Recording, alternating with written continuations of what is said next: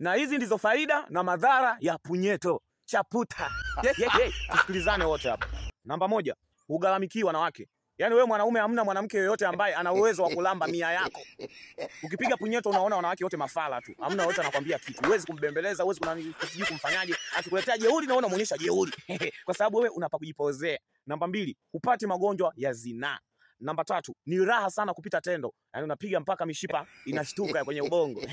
Namba 4, huna muda wa kumbembeleza demu wala mwanamke. Huna huo muda.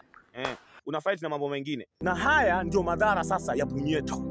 Namba 1, inakuweka mbali na mafanikio. Yaani michongo inakukataa, na hata ukipata kazi hauwezi kudumu muda mrefu kwenye hiyo kazi kwa sababu ya laana ulionayo. Hiyo ni laana. Kupiga punyeto mikosi na kuandama, hata jamii inakukataa. Watu hawawezi kukubali, watakukataa kwa kila kitu mpaka utajiona una laana na mikosi. Ni kweli una laana na una mikosi ya kutosha.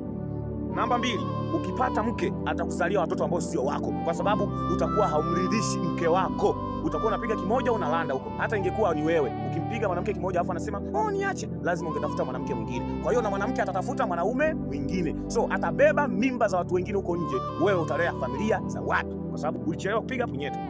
Namba 3, inakuondolea ujasiri kwa watu na kwa Mungu pia. Yaani hata ukiwa watu wanaomba, wewe hauwezi kuomba, unajiona ufai, ustahili mbele za Mungu. Hata ukiwa na watu unajiona wewe, watu wakiwa wanaongelea kitu fulani, wewe unakuwa mwepesi sana wa kujitoa kwenye hiyo mada. Kwa kwamba wewe hiyo mada huiwezi wala huwezi kuichangia. So unakuwa hujiamini. Namba 4, inakupeleka kwenye ushoga.